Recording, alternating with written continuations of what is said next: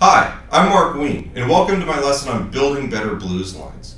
Now, this lesson is a lesson that I give the students in my performance classes who might not necessarily be private students of mine. They may not know a ton of theory, they know a minor pentatonic or a blues scale, but they have problems finding notes that work over the one chord.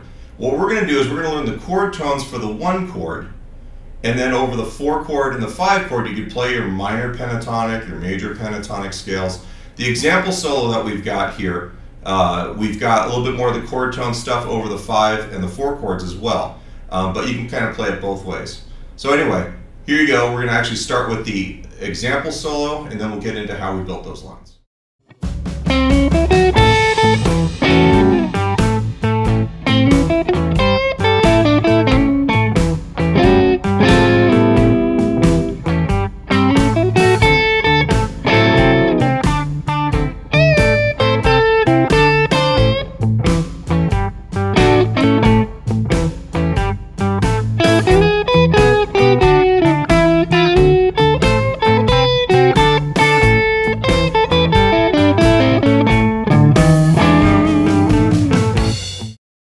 We're going to start with the major triad.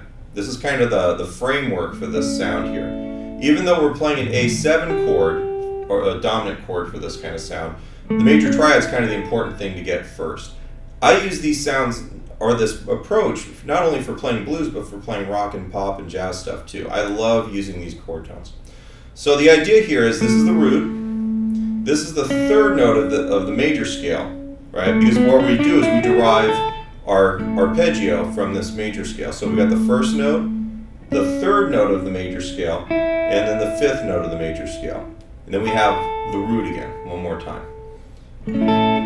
If we add to that the 6th note of the major scale, we get something that's very easy to use to build lines.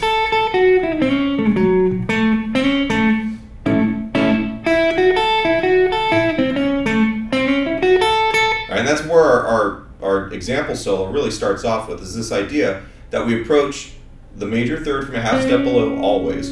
It's kind of a key part of this whole idea. 5, 6, and then the root. And then I play a chord. I like to play a chord to establish the harmony a little bit, even if I'm playing with the band. I do it again. All right, and you see all those chord tones are in there. This note right here is the minor 3rd.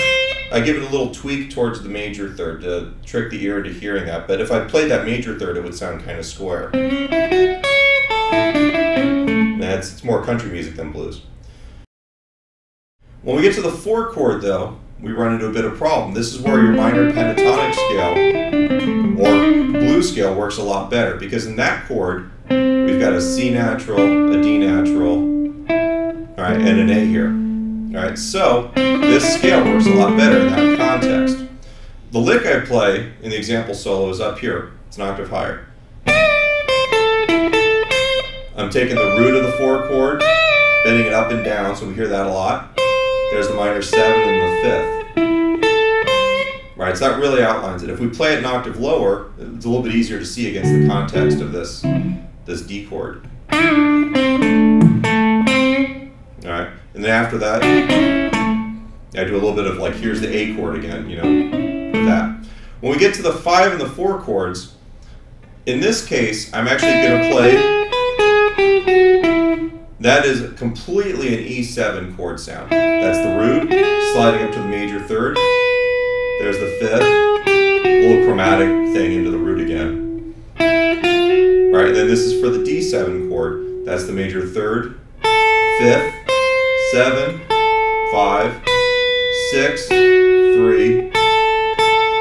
All right, and that's the 5 of that D chord, except for the fact that it's now we're playing over the 1 chord again, so it's the root of the 1 chord. And you start seeing a lot of these notes work differently over each chord. That A, it's the root of the A chord, it's the 5th note of the D chord, but it really doesn't work over the E chord, because the E chord has got a G sharp in it. So the biggest thing is use your ears, but get used to actually hitting notes that are important or relative to the chord you're playing over. Your solos are going to make a lot more sense, and it's going to be easier to build phrases that make sense.